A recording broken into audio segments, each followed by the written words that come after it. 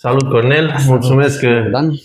reluăm discuția despre zona de mediu și despre activitățile pe care le aveți voi la Ocol. Ce poți să ne povestești despre Ocolul Silvic? Ocolul Silvic Brâncuș asigură servicii silvice pe o suprafață de peste 12.000 de hectare în județul Gorj.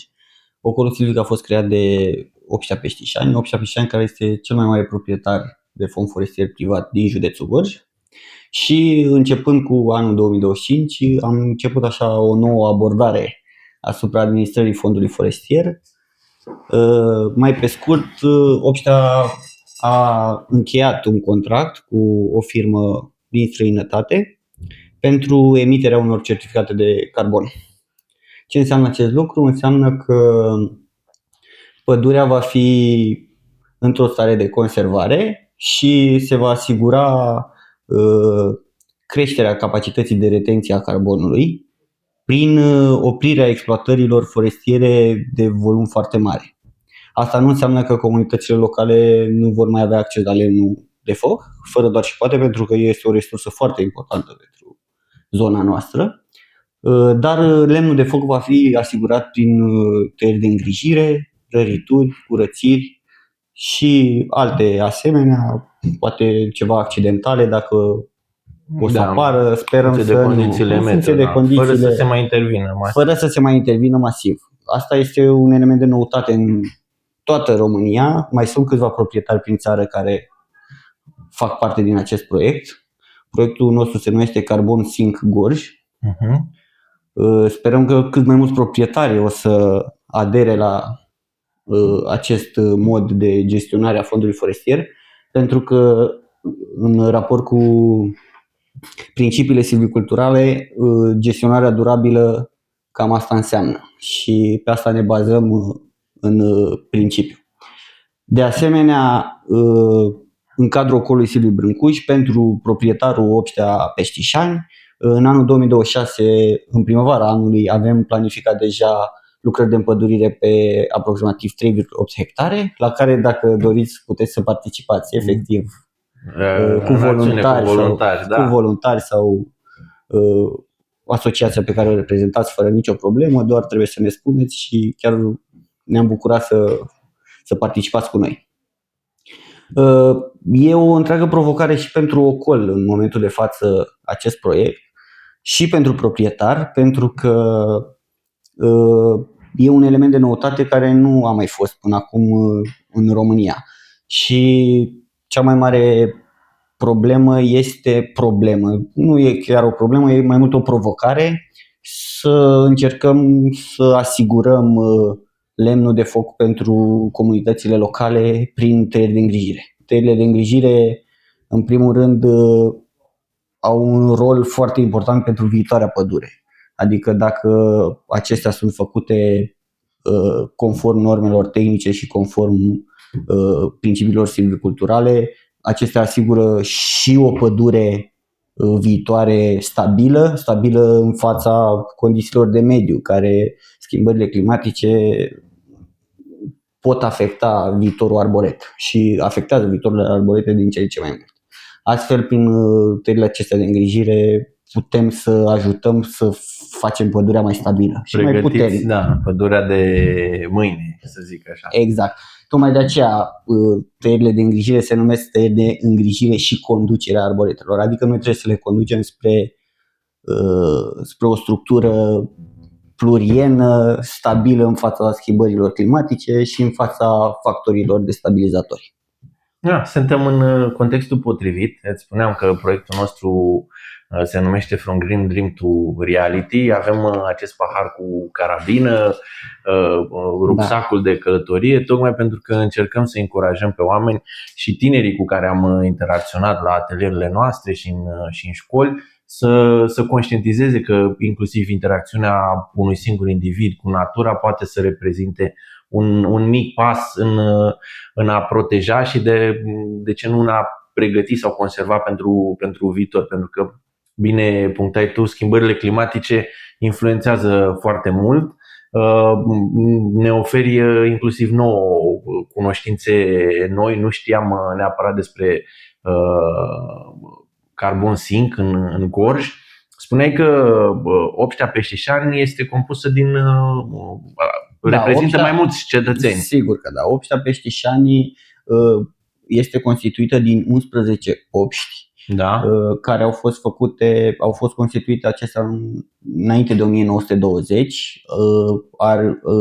Aici sunt foarte mulți coproprietari de ordinul miilor, adică da.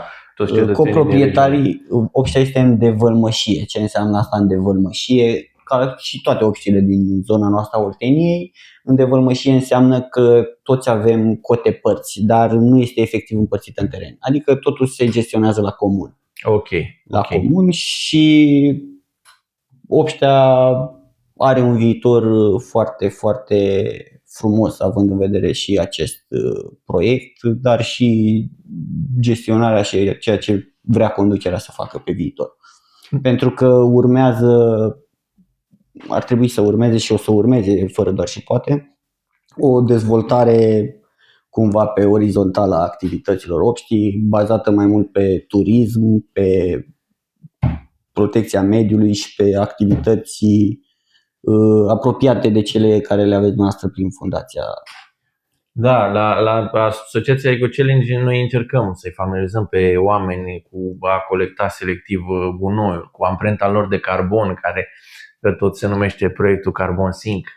Nu e un element pe care neapărat oamenii să-l cunoască. Sigur. Înțeleg mai greu, dar își dau seama în momentul în care văd și își calculează singur, își dau seama cât de mult pot să influențeze ei prin resursele pe care le folosesc, modul în care călătoresc. Obștea fiind la Peștișani, cumva probabil dacă se leagă, cred, și de turism, atunci îl avem pe Brâncuș aici. Sigur, este promotorul și cea mai mare personalitate, poate chiar printre cele mai mari personalități ale României, iar din județul Gorj, fără doar și poate cea mai mare personalitate, și suntem cumva privilegiați de faptul că el s-a născut în această comună și într-adevăr și conducerea primăriei și chiar și a obștii știu acest lucru și fac tot ce pot ca să aducem turiști în acest sens și să facă proiecte importante pentru dezvoltarea turismului. Pentru că e foarte important și ar fi chiar păcat să nu culegem cumva roadele acestui fapt că Brâncuș s-a născut aici. Că e de aici. Există cumva conexiuni între zona asta de turism și mediu, nu știu, pe teritoriul pădurilor administrate de obște, trasee turistice sau exact, poate la limitări? Acum vă dau cumva din casă, cum se numește așa. Deci, având în vedere legislația silviculturală care a fost destul de restrictivă și este destul de restrictivă, dar a fost destul de restrictivă inclusiv cu accesul și cu exact chestiile astea, adică trasee turistice.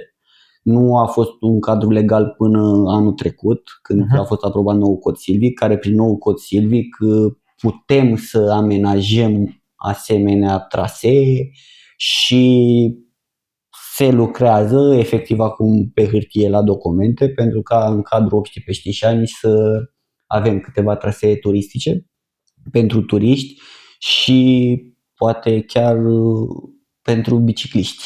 Ceva mountain bike, pentru că noi suntem și în zona de munte și trebuie să aducem ceva activități noi și chiar avem și o pensiune în cadrul Obștii Peștișani, este o pensiune, Casa Păstrăvarului se numește, unde pot fi cazați turiști, dar încercăm și să aducem turiștii și pentru alte activități, nu doar pentru aerul proaspăt care este și oxigenul care nu se compară cu nimic, cu liniștea pădurii, și cu siguranță anul acesta o să avem și ceva trasee. Bine, acum sunt trasee, efectiv, dar nu sunt marcate și nu sunt delimitate și cum ar trebui să fie. Poate putem face și un parteneriat în acest sens. Poate cu asociația sau am interacționat și cu cei de la Galb, Cheile Sohodolului, care cumva ating tot teritoriul acesta și acolo știu că sunt programe atât de mediu cât și cumva de turism și poate împreună vor conlucra. Mai voiam să întreb cum primesc oamenii sau proprietarii, cei care dețin cotă parte din tot programul acesta, cât de interesați sau cât de receptivi sunt la astfel de inițiative de pionierat până la urmă, cum e Carbon Sync. Cum ai spus și tu, comunitățile locale sunt destul de reticente, mai ales că e ceva nou ce nu a mai fost niciunde și e foarte greu să înțeleagă și să explicăm cum efectiv pădurea reține acel carbon și cum se emit acele certificate. Noi încercăm să explicăm la oameni în primul rând a fost o frică acestora că știi și tu, în zonele rurale este o dependență foarte mare de lemn de foc, pentru că oamenii se încălzesc cu lemn de foc. Adică efectiv vecinii noștri de la Tismana, Oate Tismana, au implementat un proiect pentru gaze naturale în cadrul localităților componente din Oate Tismana. Dar din câte știu eu până acum sunt foarte puțini care efectiv s-au și racordat la rețeaua de gaze. Pentru că mai ales cei de vârsta a doua cumva sunt cumva reticenți cum să nu ardă focul în sobă. Cum varianta clasică și într-adevăr merg și eu și la bunici și altceva e când e plita fierbinte și când mâncarea e încălzită acolo pe plită. Da, rămâne de bază. Da. Voiam să te mai întreb, ai menționat despre un teritoriu destul de mare, 3,8 hectare pentru împădurire. Da, nu este o suprafață compactă, sunt mai multe suprafețe, diferite zone în care încercăm să facem completări ale plantațiilor existente sau efectiv înființarea de plantații noi, unde este cazul și unde pădurea ori a fost afectată de factori destabilizatori, cum ar fi un vânt puternic sau rupturi de zăpadă, unde masa lemnoasă a fost exploatată și acolo este necesar de o nouă împădurire. După prevederile legale în vigoare, orice gol în pădure mai mare de 0,5 hectare va trebui împădurit în minim 2 ani. Nu e cazul la noi pentru că sunt completări și nu sunt goluri foarte mari, dar noi încercăm ca din punct de vedere ecologic, în primul rând, pădurea să fie în regulă și să ofere rolul pe care îl are, mai ales acum în nou nostru proiect. Da, așadar, deci suprafața aceasta e gestionată de la cap la coadă de către Ocol, adică Ocolul are și puieți, Ocolul gestionează și procesul în cadrul Obștii Peștișani sunt niște pepiniere în cadrul fondului forestier ce are în proprietate, în care sunt diferite specii de puieți care vor fi folosiți la plantare. Când dorești, dacă vrei, putem merge într-o astfel de pepinieră, poate facem o activitate cu cu copii sau voluntari fără doar și poate, unde poți vedea puieții, pot vedea plantațiile. Sunt în cadrul. Proprietar este Obștea Peștișani. Obștea Peștișani a creat Ocolul Silviei Brâncuși pentru că cadrul legal obligă ca administrarea de fond forestier să fie făcută în cadrul unui Ocol Silvic. De un Ocol Silvic. Și astfel a luat ființa acest Ocol și care ajută Obștea Peștișani la administrarea fondului forestier. Conlucrează. Fără doar și poate. Nu pot supraviețui unul fără celălalt. Înțeleg, dar ce mai voiam să întreb, deci administrația asta e cap-coadă a voastră, fac asta doar plantările, le fac doar angajații, sunt oamenii, nu știu, există organizații sau cetățeni sau poate din proprietarii de pe...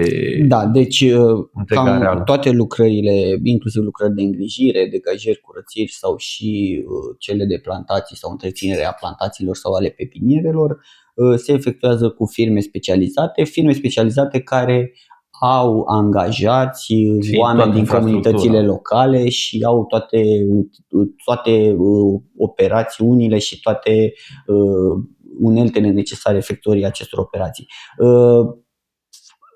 Unele dintre aceste firme lucrează inclusiv cu zilieri, doar persoane din comunitățile locale care poate asta au făcut de mici copii, cum am fost și noi și eu fiind bunicul meu a fost brigadier silvic, Erai familiarizat cu astfel de și am acțiuni. participat la asemenea acțiuni, ca majoritatea oamenilor de aici din zonă.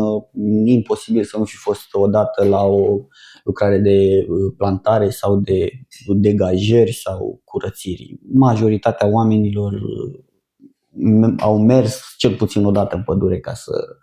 De aceea, comunitățile locale de aici, de la noi din zonă, e foarte, foarte important. Sunt foarte legate de pădure și de ce înseamnă ea. Și nu numai de lemn, adică chiar dacă oamenii nu conștientizează exact, în mare parte acum, dacă mergi și vorbești, pădurea înseamnă lemn de foc aici la noi în zonă.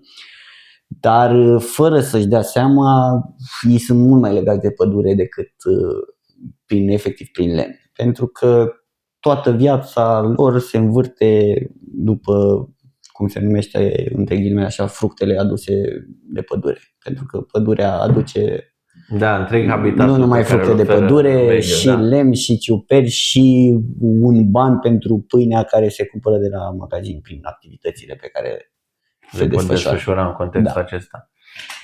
Iată că suntem în locul potrivit dacă oamenii sunt mai aproape de natură, cum ziceam, prin proiectele de genul acesta. Asta încercăm. Am avut și un schimb bilateral, am avut participanți din Franța cu care am făcut un schimb de experiențe din nordul Franței, cu care chiar am făcut o vizită aici la liceul din Peștișani și am discutat cu elevii, am făcut niște jocuri, încercând să vedem dacă oamenii conștientizează, că spuneai tu că ei sunt în legătură cu natura, cu mediul, cu pădurea.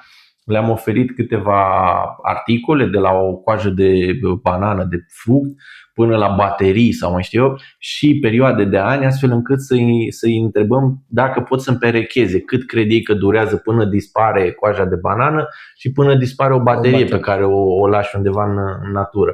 Și a fost un exercițiu surprinzător pentru ei, spunându-le că nu-și imaginau că ceva poate să dureze mii de ani sau zeci de mii de ani până să dispară din natură. Da. Mulțumesc tare mult. Rămânem cu ideea asta de a folosi cele câteva hectare și acțiunile voastre, sigur pe lângă partea profesională. Noi mai degrabă amatori sau pasionați, dar putem încerca pentru primăvara lui 2026 să venim cu o echipă de voluntari. Chiar ne-am bucurat și am fi bucuroși să participați, să vadă și media, în primul rând, că aici e o problemă de comunicare gravă a silvicultorilor în general, pentru că mereu suntem blamați și e chiar o problemă, zic eu, națională cu privire la adevărata muncă și o muncă foarte grea care se face în pădurile de România. Și vreau să știe toată lumea care vede acest videoclip că pădurile României sunt dintre cele mai bune și cele mai frumoase din Europa și așa vor fi în continuare. Și asta este doar datorită oamenilor care lucrează în el, indiferent de ce se spune prin media din România și prin ziare și pe la televizor. Da, mulțumesc tare mult încă o dată. Felicitări pentru Carbon Sync Gorj, pentru inițiativa inovatoare, să zic. Bine ar fi să urmeze și alți proprietari exemplul acesta și ne revedem la o plantare. Sigur, mulțumesc și eu.